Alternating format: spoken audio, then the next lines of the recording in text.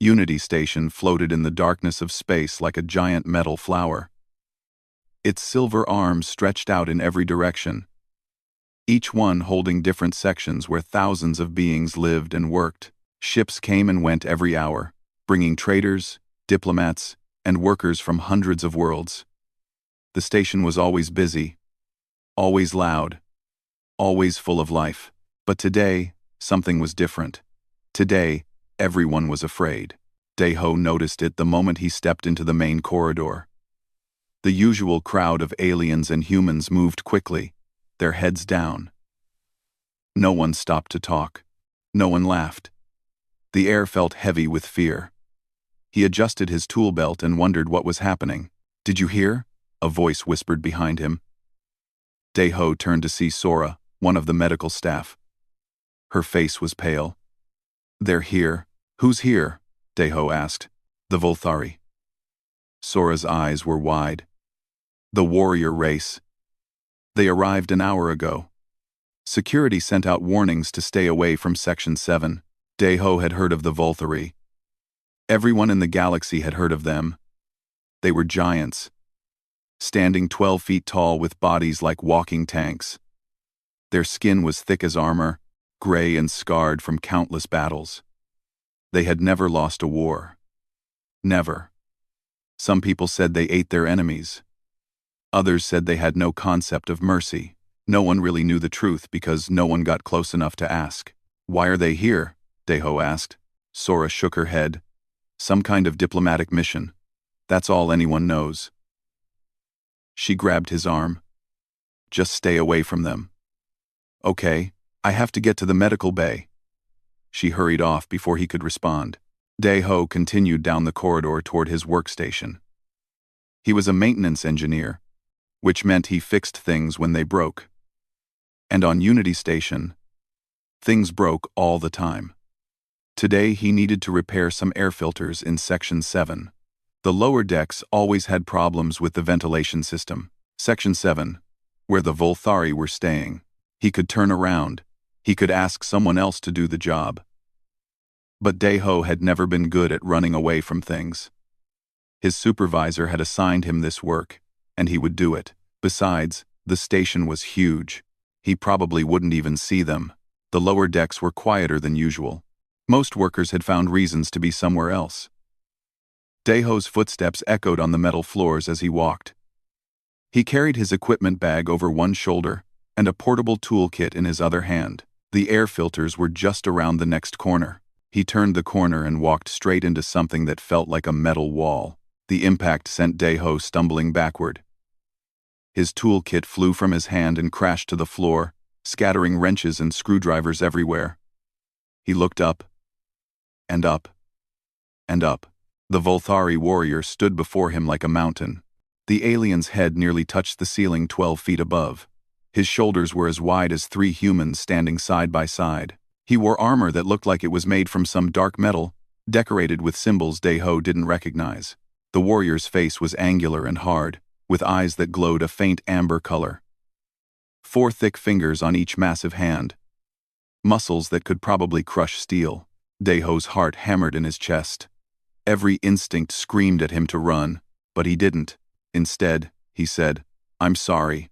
I wasn't watching where I was going." His voice only shook a little. The Volthari warrior stared down at him. Those amber eyes studied Daeho like he was examining an insect. The alien said nothing. Daeho noticed that the warrior was holding a data tablet. It must have fallen too. The small device looked like a toy in those massive hands. Without thinking, Daeho bent down and picked it up. He held it out to the warrior. "I think you dropped this," he said. The silence stretched out.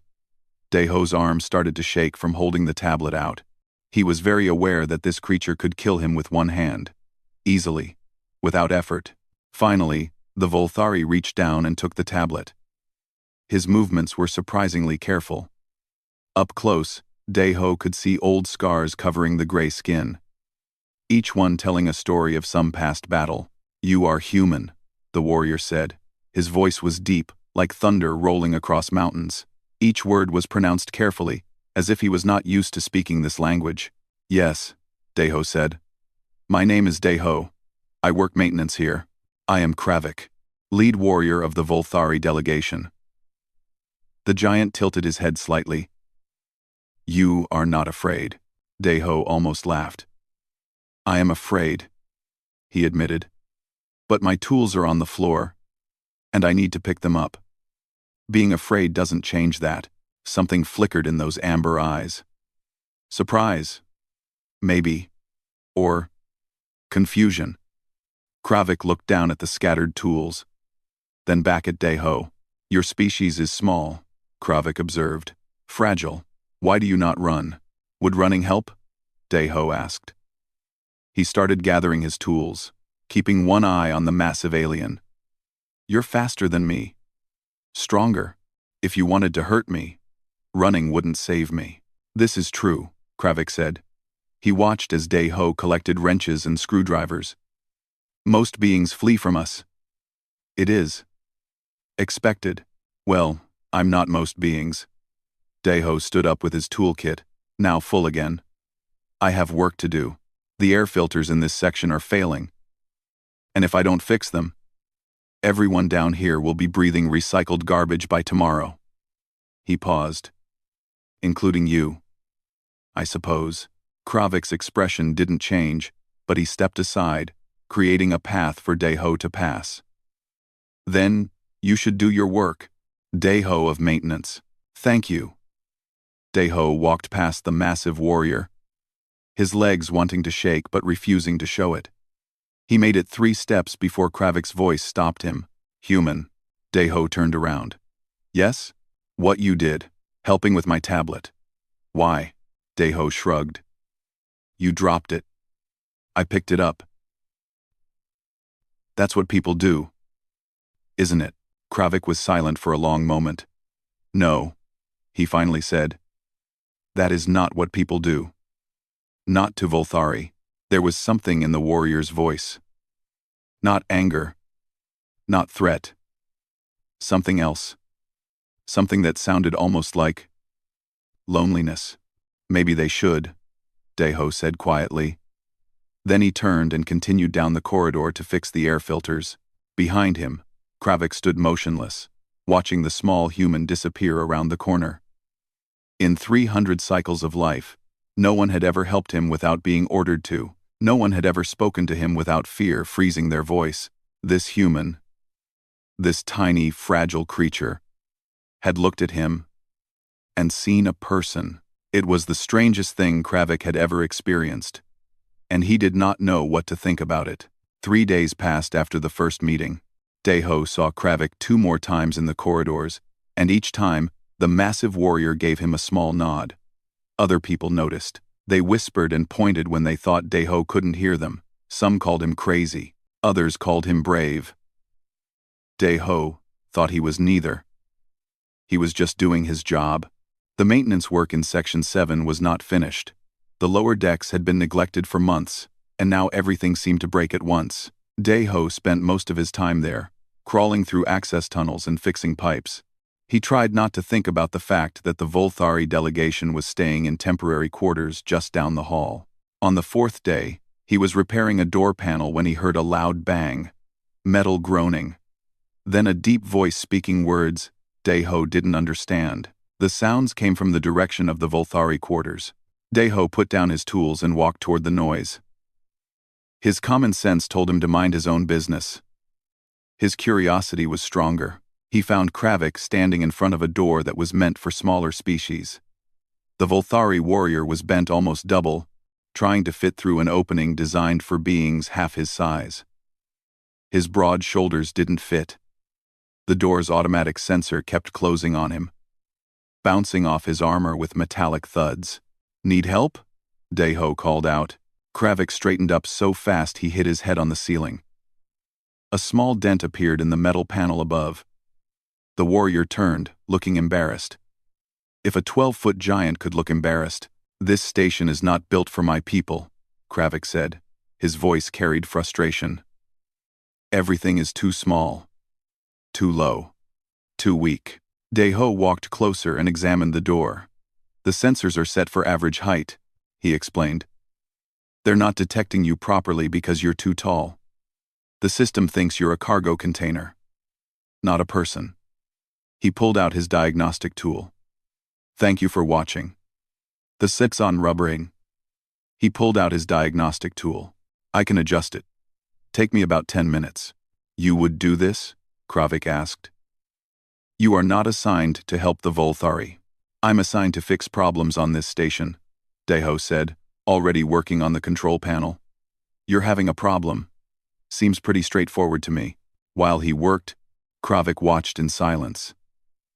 Finally, the warrior spoke. Why do humans do this? Help without being ordered? Deho didn't look up from his work. Why wouldn't we? In my culture, helping another shows weakness. It suggests they cannot solve their own problems. It brings shame. That sounds lonely, Deho said quietly. Kravik was silent for a long time. When he spoke again, his voice was softer. It is. But it is our way. Volthari must be strong. Always strong. To show weakness is to die. Deho finished the adjustment and stepped back. Try it now. Kravik approached the door. This time, it opened smoothly and stayed open, giving him enough room to pass through without bending. He straightened to his full height and looked at his hands, as if seeing them differently. My people. We have been warriors for so long. We have forgotten how to be anything else, Kravik said. We do not have friends. We have allies in battle. We do not have families. We have warrior groups. Everything is about strength. Sounds exhausting, Deho said. It is our way, Kravik repeated, but he sounded less certain now. Deho picked up his tools. Well, if you have any other problems with the station, I'm usually around. Just let me know. Deho. The warrior's voice made him stop. Would you join me for a meal? I have heard humans have a custom. Tea. I believe it is called. A drink shared between people who wish to talk. Deho was surprised. You want to have tea? With me? I have never done such a thing, Kravik admitted. But I would like to try. 2 hours later, Deho brought Kravik to the human common area. It was a small room with tables and chairs, where off-duty workers gathered to relax. When Deho walked in with a 12-foot Volthari warrior behind him, every conversation stopped. People stared with open mouths. Sora, the medic, nearly dropped her cup. Jiho, one of the shuttle pilots, stood up like he was ready to run. Deho ignored them all and led Kravik to a table in the corner. The chairs were too small, so Kravik simply sat on the floor. Even sitting, his head was level with Deho's. Deho brought tea in the largest cup he could find. It still looked tiny in Kravik's massive hands. You drink it slowly, Deho explained. It's hot. And it's about the conversation, not just the drink. Kravik tried a careful sip. His face showed surprise. It is pleasant. Warm. Gentle. That's the idea, Deho said, sitting down with his own cup. They talked about small things. Deho told Kravik about growing up on a human colony world, about how he learned to fix machines because his father taught him. Kravik listened with an intensity that suggested he was memorizing every word. When Deho asked about Kravik's life, the warrior's answers were shorter. I was born in a warrior creche. Trained from youth. I have fought in 63 battles. I have never lost. Do you like fighting? Deho asked. The question seemed to confuse Kravik. Like, I am good at it. It is my purpose. That's not the same thing. Before Kravik could respond, a group of Telkin traders entered the common area. The Telkin were a reptilian species, known for being loud and rude. There were 5 of them, and they immediately noticed Kravik. Well, one of them said loudly. Look at this. A Volthari warrior, sitting on the floor like a trained pet, having tea. The others laughed. Deho tensed. He knew the Telkin were trying to provoke a fight. Volthari had a reputation. If you insulted them, they responded with violence. It was expected. Kravik's hands tightened on his cup. The metal bent slightly under his fingers. His amber eyes glowed brighter. Every muscle in his massive body seemed ready to move. "Kravik," Deho said quietly. "Don't. They insult me." Kravik's voice was like grinding stones. "In my culture, this requires response. But you're trying human customs right now," Deho said. "And in human culture, we don't let bullies control us. We choose when to fight and when to ignore. That takes more strength than just hitting whoever makes us angry." The Telkin kept laughing and making rude comments. Other humans in the room watched nervously, ready to run if violence started. Kravik stared at the Telkin for a long moment. Then, slowly, he relaxed. He took another sip of his tea. When he spoke, his voice was calm. "They are not worth the effort." The Telkin looked shocked. They had expected a fight. When it didn't come, they seemed disappointed and confused. Eventually, they left, muttering to themselves. After they were gone, Sora approached the table cautiously. "Deho, can I talk to you?" "Alone?" Deho excused himself and followed Sora to the other side of the room. "What are you doing?" Sora whispered urgently. "That's a Volthari warrior. They're dangerous." "He's not dangerous to us," Deho said. "He's just different. Lonely, I think." "Lonely? They're killing machines. They're people," Deho corrected. "People who have been forced to be nothing but warriors for so long, they've forgotten there are other ways to be." Sora looked past him at Kravik, who was still sitting on the floor, carefully holding his teacup like it was made of glass. "You really believe that?" "Yes," Deho said. "I do." When Deho returned to the table, Kravik looked at him with an expression that might have been gratitude. "Thank you," the warrior said, "for what you did. No one has ever stopped me from fighting before. One. For. One. One. For. That's what friends do," Deho said simply. Kravik's eyes widened. "Friends? We are friends? I think so, if you want to be." The massive warrior was quiet for a long time. When he finally spoke, his voice was rough with emotion. "In 300 cycles of life, I have never had a friend. I did not think it was possible." "It's possible," Deho said, raising his teacup. "To new experiences." Kravik raised his own cup, and they drank together, while the other humans watched in amazement. The friendship between Deho and Kravik became known throughout Unity Station. Some people thought it was wonderful. Others thought it was dangerous. But everyone agreed it was strange to see a human and a Volthari warrior walking through the corridors together, talking about simple things like food and work and the stars. On the 8th day, Deho was called to Station Commander Yuna's office. The commander was a serious woman in her 50s, with gray hair pulled back tight and eyes that missed nothing. Her office overlooked the main docking bay, where ships came and went like birds. "Sit down, Deho," she said, her voice tired. He sat. The chair was comfortable, but he felt nervous anyway. Commanders didn't call maintenance workers to their offices for small reasons. "I'll be direct," Yuna said. "The Volthari delegation is here to evaluate humanity, to decide if we're worthy of being their allies." Deho's stomach dropped. "Evaluate us? I didn't know that. Most people don't. We didn't want to cause panic." Yuna walked to the window and looked out at the stars. "The Volthari are powerful. Having them as allies would protect us from many threats. But if they decide we're weak, they'll classify us as a prey species. Do you know what that means?" "No," Deho said quietly. "It means they won't protect us.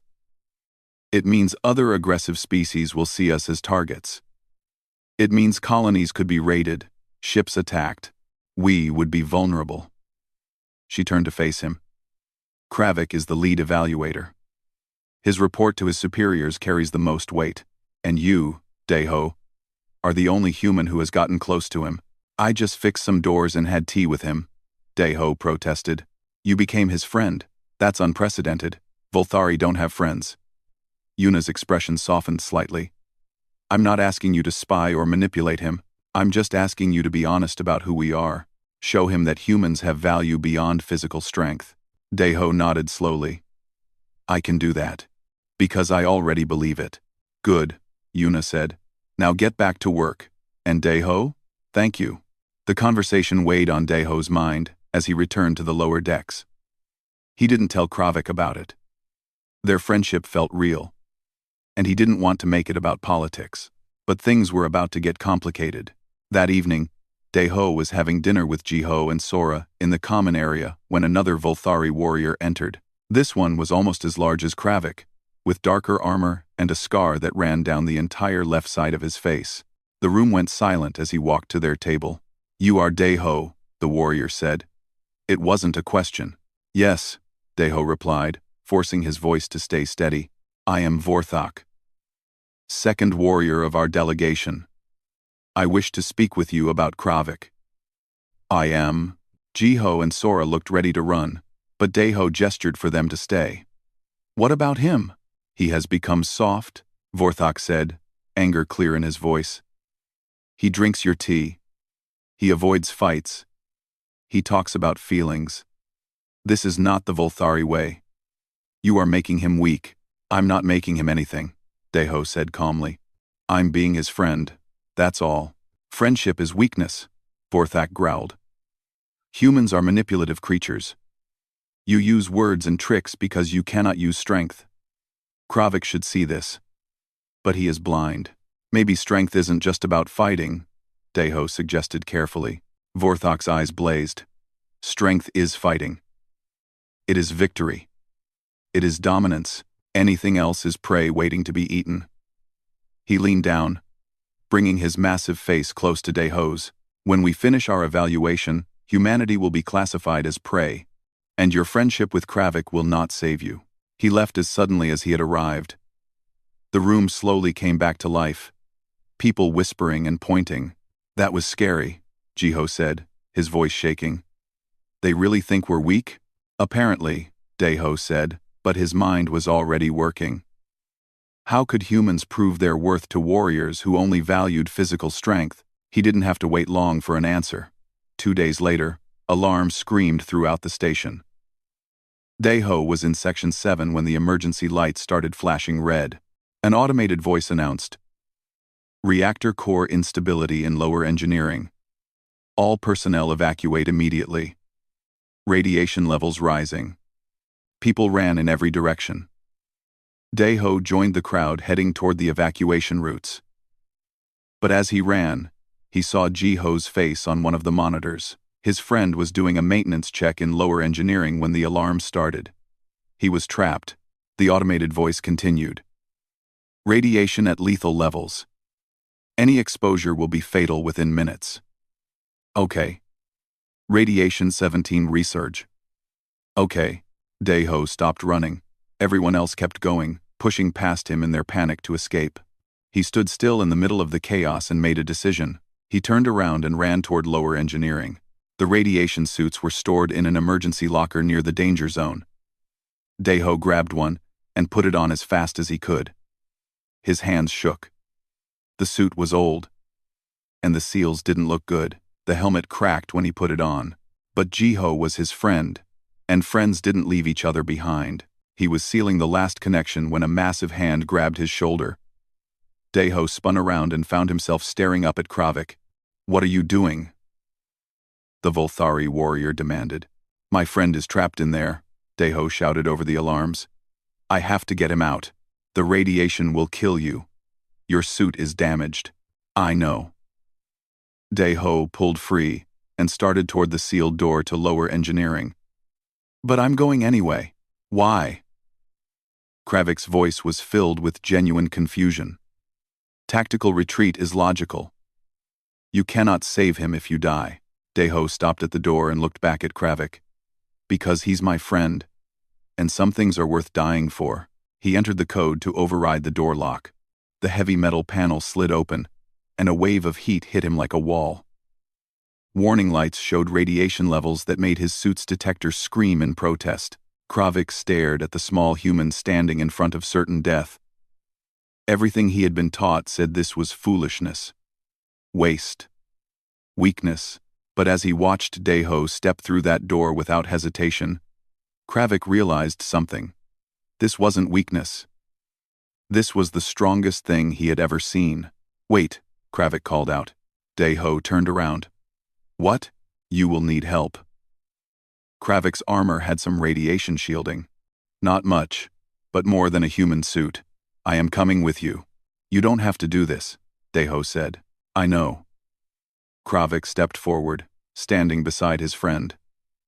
"But you have taught me something, Daeho. You have taught me that true strength is not about being fearless.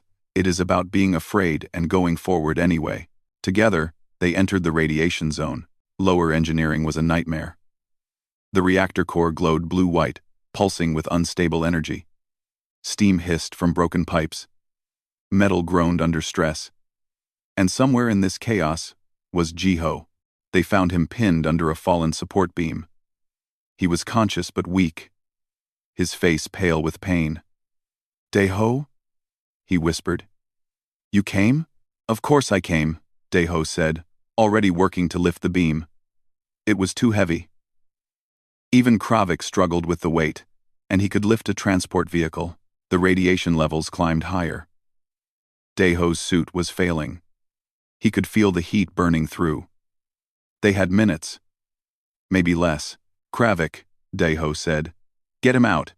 I'll seal the reactor core." "You cannot do both," Kravik said, finally lifting the beam enough for Jiho to crawl free. "I know." Daeho was already moving toward the core controls.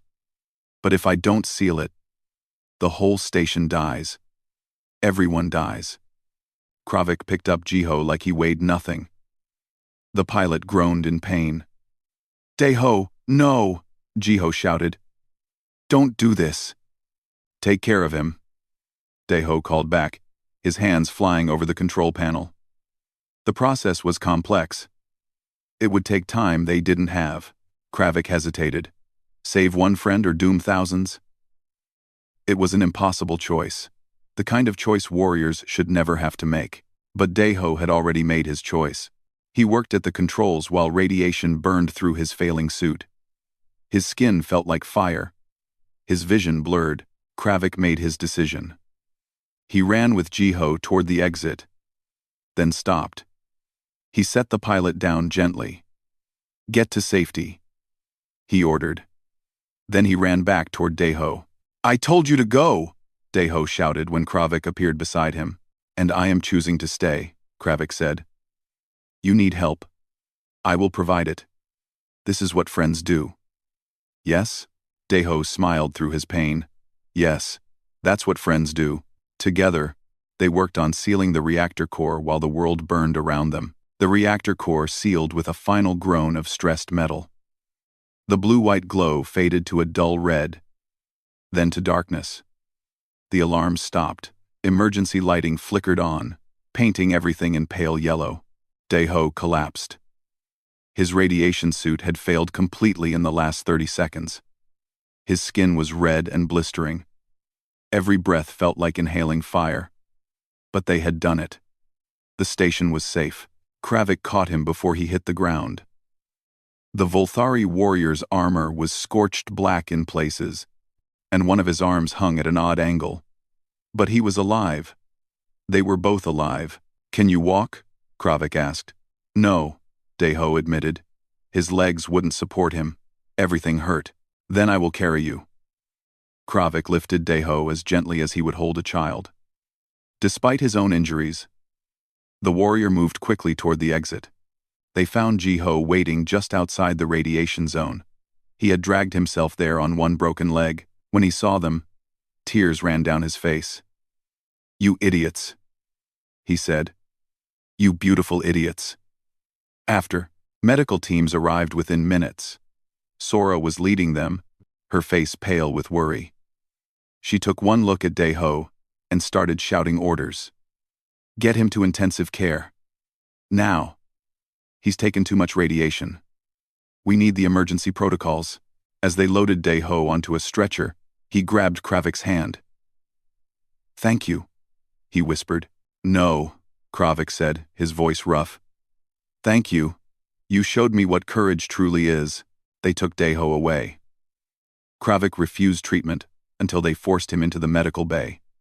Even then, he wouldn't go far. He stationed himself outside Daeho's room and refused to move. Hours passed, then days.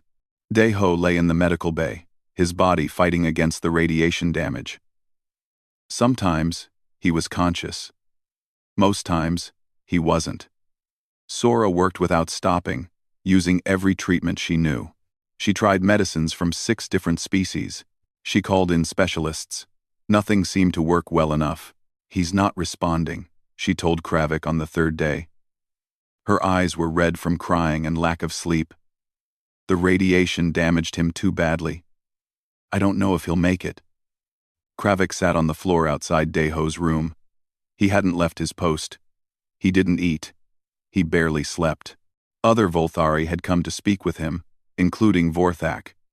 But Kravik sent them all away. "There must be something," Kravik said. Sora hesitated. "There is one thing. An experimental treatment. But it's risky. And we don't have all the equipment we need." "What do you need?" Kravik demanded. "It's not about equipment I can get here," Sora said. "It's about biology. The treatment works better if we use cellular samples from someone genetically compatible. But Daeho lost his family years ago in a colony disaster. He has no close relatives." Kravik stood up to his full height. "What about friends? Could a friend's cells help? Possibly. But you're Volthari. Your biology is completely different from human." "It wouldn't work." "Then find human friends who will help," Kravik said. "Find as many as you need." What happened next surprised everyone. Kravik walked through the station, going to every human he could find. He explained what Sora needed. He asked them to help save Daeho's life.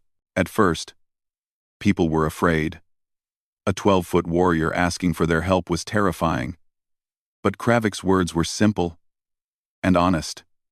"Daeho saved this station. He saved all of you. Now he needs you to save him." One by one, humans volunteered.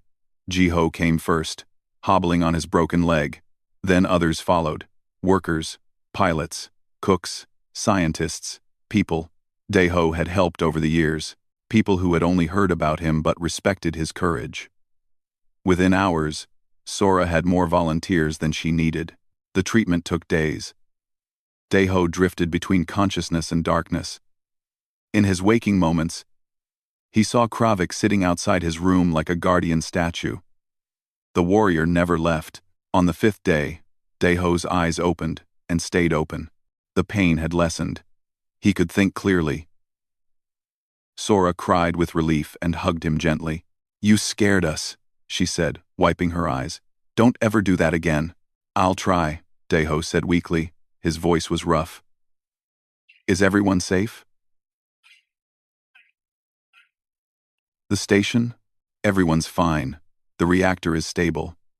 Thanks to you and your stubborn friend out there." She nodded toward the door where Kravik still waited. "He can come in, you know," Daeho said. "I've told him that. He says he's fine where he is." Daeho managed to smile. "Tell him I'd like to see him." When Kravik entered the room, he had to duck to avoid hitting the ceiling. He moved carefully, like he was afraid of breaking something. Up close, Daeho could see that the warrior's arm had been repaired, but new scars crossed his gray skin. "You stayed," Daeho said. "Where else would I be?" Kravik replied. He sat down on the floor beside the medical bed. "You are my friend.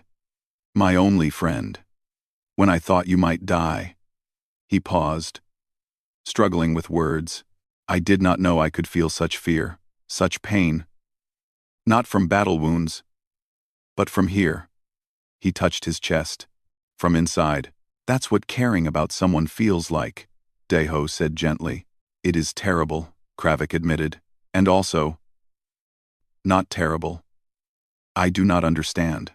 "Neither do I sometimes," Daeho said. "But I think it's worth it."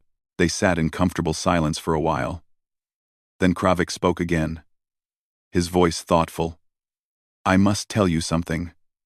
About my people. About why we are the way we are." He explained that the Volthari hadn't always been warriors. Long ago, before recorded history, they had been peaceful. Artists. builders. But then, an enemy came, a species that wanted to destroy them completely. The Volthari had to learn to fight or face extinction. We won the war, Kravik said. But in winning, we lost ourselves. We became only warriors. We forgot how to be anything else. We were so afraid of being weak again that we made strength our only value. But you're here now, Deho said, trying something different. Because of you, Kravik replied. You showed me that strength comes in many forms. The courage to help someone who dropped a tablet. The courage to have tea with a monster. The courage to run into radiation to save a friend. He looked at Deho with respect. Humans have strength my people have forgotten. You are not prey. You are warriors in a different way. Over the following days, something changed on Unity Station. Word spread about what happened in lower engineering. About the human who risked everything to save his friend. About the Volthari warrior who learned what friendship meant. Other Volthari began to appear in the human sections. Vorthak himself came to the medical bay. He stood outside Deho's room for a long time before entering. I was wrong, Vorthak said simply. His voice carried no pride, just honest acknowledgement. I called humans weak. I said friendship was weakness. I said you were prey. He looked at Deho with what might have been shame. I have fought in 90 battles. I have faced death many times without fear. But I do not think I could do what you did. Run toward certain death for another. That is not weakness. Thank you, Deho said. I wish to learn more about humans, Vorthak continued. If you would permit it. Jiho, who was visiting Deho, spoke up from his chair. I could help with that. Once my leg heals, I could show you our fighter ships. How we fly. Our tactics. Vorthak looked surprised. You would do this? After I insulted your species? Everyone deserves a second chance. Jiho said with a shrug. Besides, it might be interesting. Seeing how you warriors react to human flight maneuvers. A small smile crossed Vorthak's scarred face. It looked strange on a Volthari. Like they weren't used to that expression. I think I would like that. Commander Yuna visited Deho on his 7th day in the medical bay. She brought news. The Volthari delegation has requested an extension of their stay. They want to learn more about humanity before making their evaluation. I know now. Is that good? Deho asked. It's unprecedented, Yuna replied. Usually they decide within days. Kravik has been sending daily reports to his superiors. Whatever he's saying, it's made them curious. She smiled. You might have just saved humanity, Deho. Not from the reactor. From being classified as prey. I just made a friend, Deho said quietly. Everything else. That was just being human. Exactly, Yuna said. And apparently, being human is more impressive than we thought. 2 weeks after the reactor incident, Deho was finally released from the medical bay. He still tired easily, and his skin showed faint scars from the radiation burns. But Sora declared him healthy enough to return to light duty. Kravik was waiting outside when he left, as if the warrior had known the exact moment Deho would be discharged. Ready to get back to work? Kravik asked. More than ready, Deho replied. I'm going crazy lying in that bed. They walked through the station together, and Deho noticed changes. Humans and Volthari were actually talking to each other now. Not many, and the conversations were still awkward. But it was happening. In the common area, he saw Vorthak sitting at a table with Jiho, both of them looking at displays showing ship designs. Sora was explaining human medicine to a younger Volthari warrior who seemed genuinely interested. Things are different, Deho observed. You started something, Kravik said. A bridge between our peoples. Others are crossing it now. Commander Yuna had organized joint training exercises between human security forces and Volthari warriors. Deho and Kravik watched one of these sessions from an observation deck. The humans were teaching tactical flexibility and creative problem-solving. The Volthari were demonstrating combat techniques and strategic positioning. Both sides were learning. Life on Unity Station settled into a new normal. The Volthari delegation's evaluation continued. But the atmosphere was no longer tense. It felt more like a cultural exchange than a test. Then, on a quiet morning 3 weeks after Daeho left the medical bay, everything changed again. The emergency alert was different this time. Not a station problem. Something from outside. Daeho was in Section 7, doing routine maintenance. When Kravik found him running, "There is a situation," the warrior said. His voice was urgent. "You must come to the command center." They arrived to find Commander Yuna surrounded by displays showing a large civilian transport ship. The vessel was damaged, trailing atmosphere from multiple breaches. Around it, smaller attack ships swarmed like insects. "The Rachnar," Kravik said, his voice filled with disgust. "Pirates. Scavengers. They attack the weak and flee from the strong. There are 3,000 people on that transport," Yuna said, her face pale. "Multiple species. Families. Children. The Rachnar are demanding they surrender or be destroyed." "How long until help arrives?" Daeho asked. "Too long. The nearest military ships are hours away. The transport will be destroyed or boarded within 30 minutes. Yuna looked at Kravik. "Your ships are here. Can they reach the transport?" "Yes," Kravik said. "But the Rachnar have 20 attack ships. Even with our firepower, we cannot save everyone. By the time we destroy the pirates, they will have killed most of the civilians. Then we need a different approach," Daeho said, staring at the displays. His mind was working fast, seeing patterns. "The Rachnar are expecting a direct assault. What if we don't give them one?" "Explain," Kravik commanded. Daeho pointed to the station's shuttle bay. "We have transport shuttles. Fast, maneuverable, but no weapons. What if we use them as decoys? Draw the Rachnar ships away from the transport while your Volthari ships flank from another angle? The shuttles would be destroyed," Yuna said. "Not if the pilots are good enough." Jiho's voice came from behind them. He had entered the command center with Vorthak. "I can fly unpredictably. Make them chase me. Keep them busy." "It is a sound strategy," Vorthak admitted. "Unconventional. The Rachnar will not expect it. But it is dangerous for the shuttle pilots," Kravik said. He looked at Daeho. "You are thinking of volunteering." "I am," Daeho admitted. "I'm not a trained pilot like Jiho, but I can operate a shuttle, and we need multiple decoys to make this work. Then I will pilot with you," Kravik said. "You won't fit in a human shuttle," Daeho protested. "I will make myself fit," Kravik replied firmly. "We are partners. I will not let you face danger alone again." Yuna looked around the command center. "This is insane.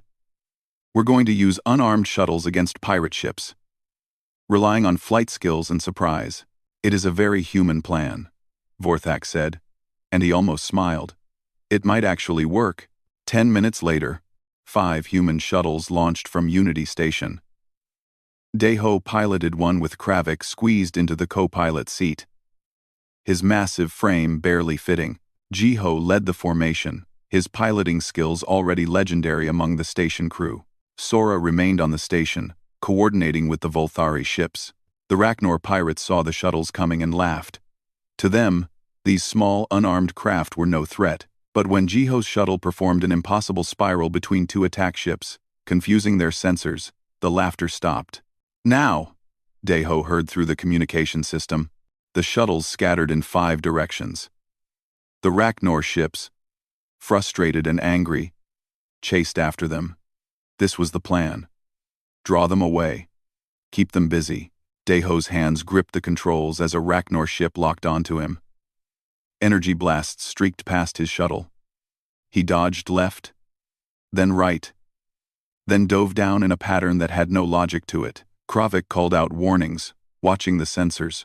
2 more ships approaching from above, Kravik warned. "I see them."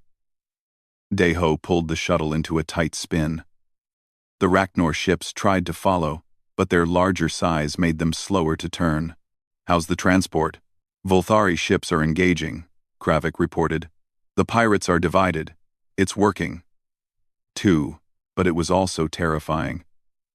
Daeho wasn't a combat pilot.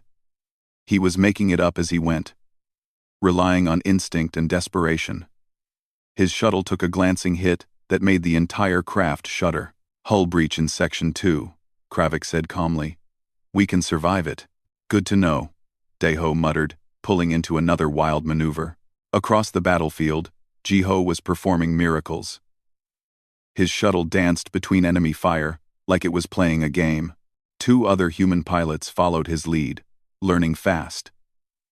But 2 shuttles had taken heavy damage and were limping back toward the station. The Volthari ships struck like hammers. With the Rachnor forces scattered, chasing shuttles, they were vulnerable. Kravik's people showed no mercy. One by one, the pirate ships exploded or fled. "The civilian transport is safe," Sora's voice came through the communication system. "They're moving away from the combat zone." "All shuttles return to base," Commander Yuna ordered. "You did it. You saved them." Daeho turned his damaged shuttle toward Unity Station. Kravik was monitoring the systems, calling out which ones were failing. The hull breach was getting worse. The engines were overheating. "We're not going to make it to the bay," Daeho said, fighting the controls. "Yes, we will," Kravik replied. "I have not come this far to lose you to a shuttle crash." They almost didn't make it. The shuttle hit the bay floor hard, skidding across the metal surface and crashing into a wall. Emergency teams rushed toward them. When they pulled open the hatch, they found Kravik wrapped around Daeho, his armored body having absorbed most of the impact. Both were alive. Battered, bruised, but alive. 3 hours later, they stood in the command center again.